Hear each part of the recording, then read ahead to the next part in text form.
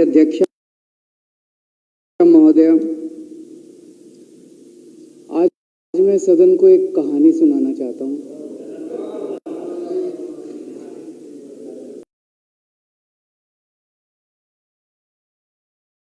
कहानी का शीर्षक है चौथी पास राजा।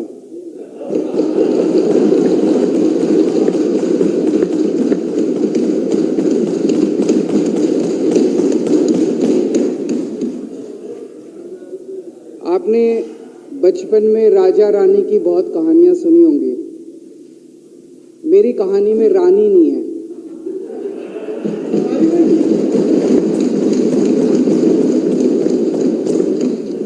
बस राजा है।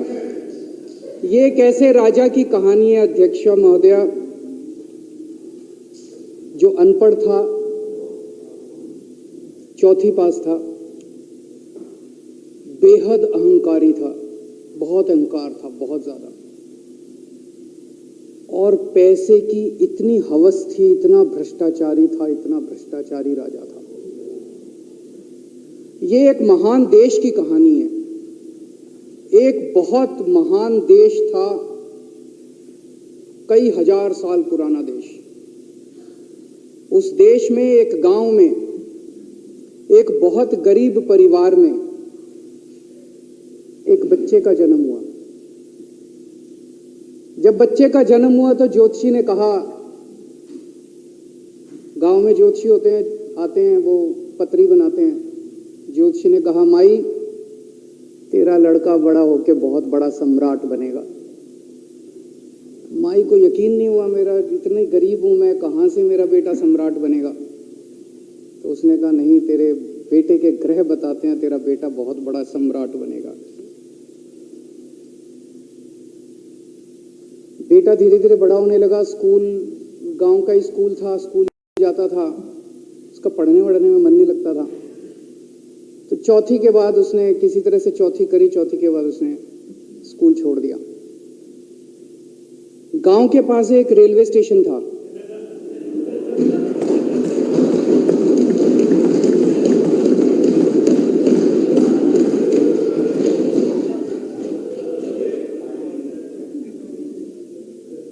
तो घर का खर्चा चलाने के लिए वो लड़का वहां स्टेशन पे चाय बेचता था। लड़के को भाषण देने का बड़ा शौक था। सारे गांव के लड़कों को इकट्ठा कर लेता, आसपास के गांव के भी इकट्ठा कर लेता, सामने वो खाट डाल लेता, उस पर चढ़ जाता और भाषण देता। धीरे धीरे आसपास के गांव के लड़के भी इकट्ठे हो गए। जिस भी चीज में भाषण देता, एक बार शुरू हो जाता तो बंद ही नहीं होता। अब ज्योतिषी ने कहा था, लड़का बड़ा हुआ, बड़ा होके एक दिन लगेगा, अनपढ़ आदमी है, पता चल जाएगा। तो उसके भी दिल में ये रहता था, यार मैं पूछूं ना पूछूं। पता नहीं किस किस चीज पे उसने चौथी पास राजा ने साइन कर दिए। फिर धीरे धीरे राजा को ये बुरा लगने लगा, यार ये मेरे को चौथी पास कहते हैं। तो उसने एक फर्जी डिग्री बनवा ली। कहीं से फर्जी डिग्री बना के ले आया, एमए की। बोला मैं एमए हूं।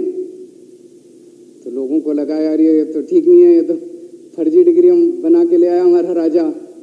तो लोगों ने आरटीआई डाली। जो आरटीआई डालता उस पर 25,000 रुपये जुर्माना।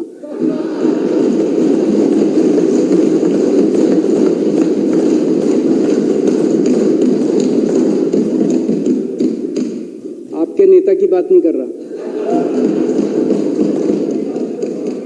आप लोग भी हंस सकते हो।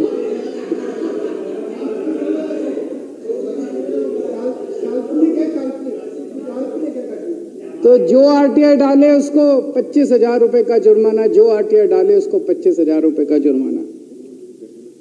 एक दिन कुछ लोग गए चौथी पास राजा के पास।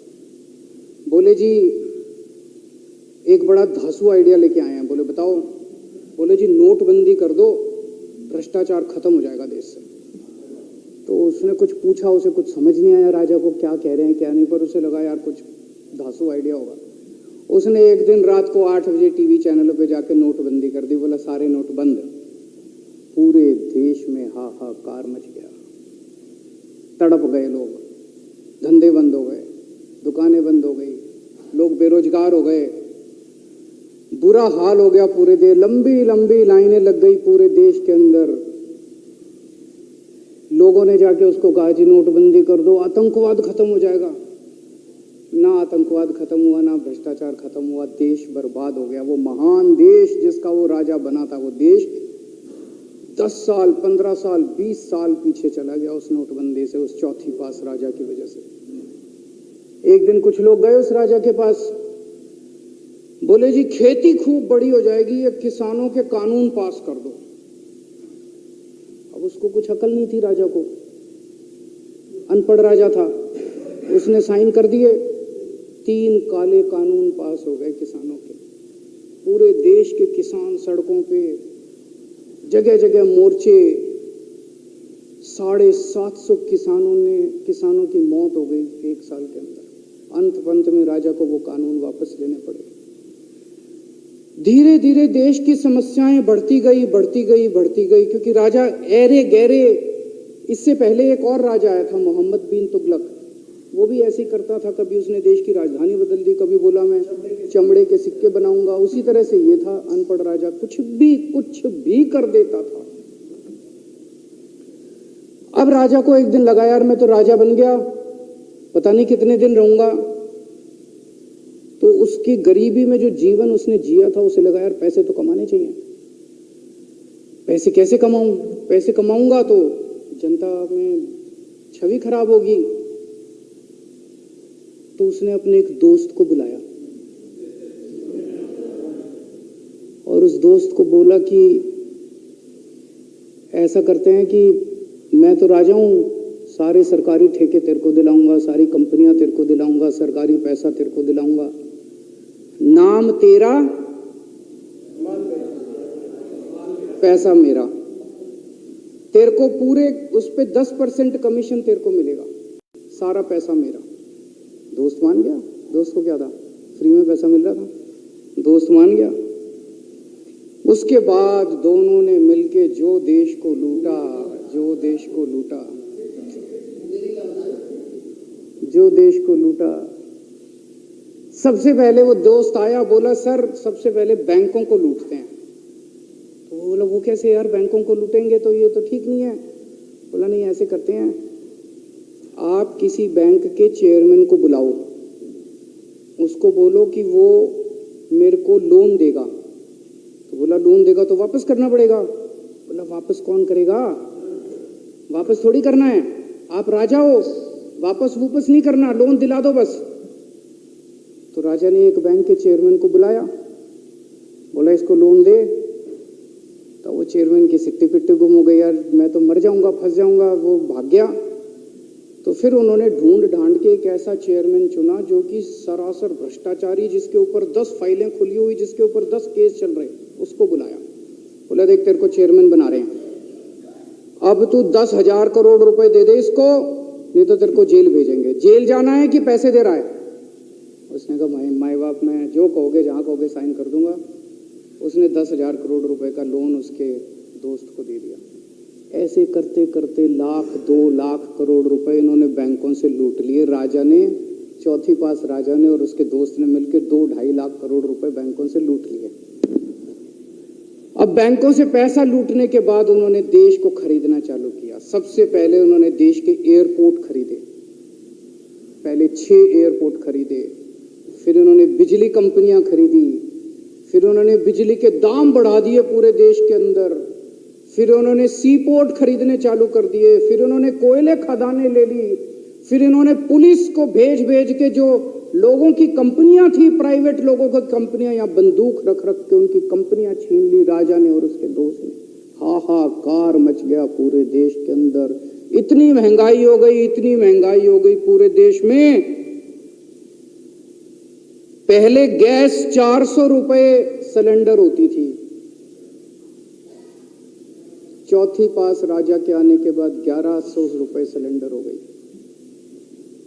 पहले पेट्रोल 71 रुपए होता था, 97 रुपए हो गया। पहले डीजल 57 रुपए होता था, 90 रुपए लीटर हो गया। जब पेट्रोल के दाम बढ़ गए, डीजल के दाम बढ़ गए, तो सारी चीजों के दाम बढ़ गए। देश के अंदर हाहाकार मच गया। सब चीजों पे इसने और इसके दोस्त ने कब्जा। दूध पहले 46 रुपए होता था, 66 रुपए लीटर हो गया। बच्चों को माएँ दूध पिलाने लायक नहीं बची। घरों के अंदर छोटे छोटे बच्चों के दूध छीन लिए इसने, राजा ने। सरसों का तेल 90 रुपए लीटर होता था, 214 रुपए हो गया। बताओ, धीरे धीरे पूरे देश में हाहाकार मच गया। लोग अब राजा के खिलाफ आवाज उठाने लगे, लोग उसके खिलाफ बोलने लगे। तो राजा ने कह दिया, जो मेरे खिलाफ बोलेगा पकड़ के जेल में डाल दो। एक के बाद एक राजा ने लोगों को पकड़ पकड़ के जेल में डालना शुरू कर दिया। किसी ने राजा का कार्टून बना लिया, उसको भी जेल में डाल दिया। किसी ने राजा का नाम गलत ले दिया, उसको भी जेल में डाल दिया। किसी टीवी चैनल वाले ने राजा के खिलाफ लिख दिया, उसको भी पकड़ के जेल में डाल दिया। किसी जज ने राजा के खिलाफ कोई ऑर्डर कर दिया, उसको भी पकड़ के जेल में डाल दिया। ना जजों को छोड़ा, ना पत्रकारों को छोड़ा, ना मीडिया को छोड़ा, ना व्यापारियों को छोड़ा, ना उद्योगपतियों को, किसी को नहीं छोड़ा। राजा ने पकड़ पकड़ के उसने चौथी पास राजा ने सबको जेल में डालना चालू कर दिया। एक महान देश कहां से कहां पहुंच गया। उसी देश के अंदर एक छोटा सा राज्य था। उस राज्य का एक मुख्यमंत्री था।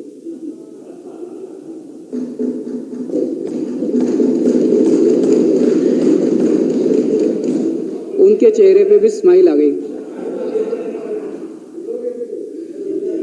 उनके चेहरे पे भी उम्मीद की किरण छा गई। वो मुख्यमंत्री अपने लोगों का खूब ख्याल रखता था। वो मुख्यमंत्री कट्टर ईमानदार था। वो मुख्यमंत्री कट्टर देशभक्त था। वो मुख्यमंत्री पढ़ा लिखा था।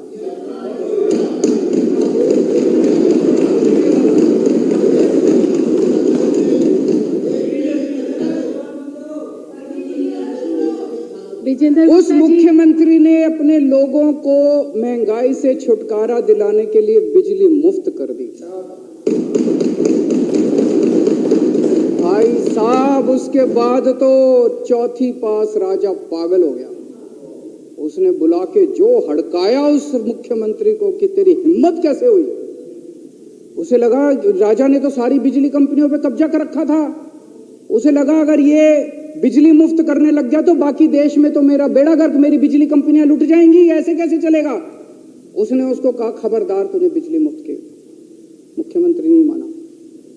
धीरे धीरे उस मुख्यमंत्री ने अपने गरीबों के स्कूल ठीक करने चालू कर दिए। तो राजा ने उसको बुला के और हड़काया। राजा बोला, ये क्या कर रहा है तू, स्कूलों के में बच्चों को पढ़ाता है, तू स्कूल खोल रहा है, ये बंद कर, ये सब, ये नहीं चलेगा इस देश का। वो नहीं माना मुख्यमंत्री। फिर उसने मुख्यमंत्री ने सबके इलाज मुफ्त कर दिया, सबके लिए शानदार मोहल्ला क्लिनिक खोल दिए, इलाज मुफ्त कर दिया। राजा तो बिल्कुल ही पागल हो गया। धीरे धीरे जनता को पता चला कि राजा कैसा है। एक दिन लोगों ने उस राजा को उखाड़ के फेंक दिया।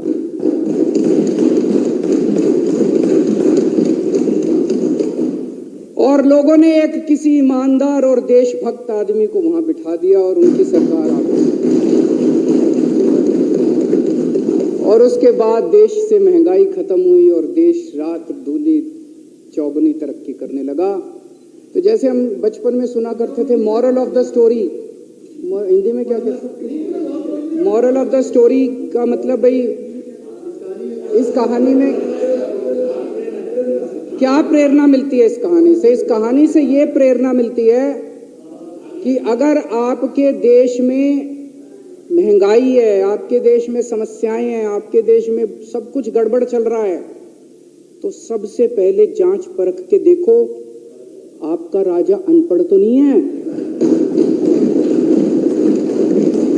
अगर आपके देश में सब गड़बड़ चल रहा है, बेरोजगारी है, बहुत सारी समस्याएं हैं, जरा देखो राजा, आपके राजा को कोई दोस्त तो नहीं है। अगर है तो सबसे पहले अपने राजा को उखाड़ के फेंको, नहीं तो आपकी समस्याओं का कोई समाधान नहीं होगा। आपकी समस्याओं का कोई समाधान नहीं होगा। वो पढ़ा करते थे, अंधेर नगरी चौपट राजा, सवा शेर बाजी सवा शेर खाजा। बहुत बहुत शुक्रिया।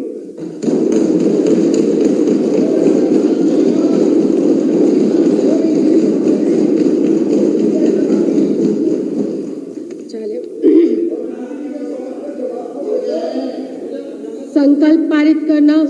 अब श्री दिलीप पांडे माननीय मुख्य सचेतक द्वारा प्रस्तुत संकल्प सदन के सामने है। जो इसके पक्ष में है वो हाँ कहे, जो इसके विरोध में है वो ना कहे।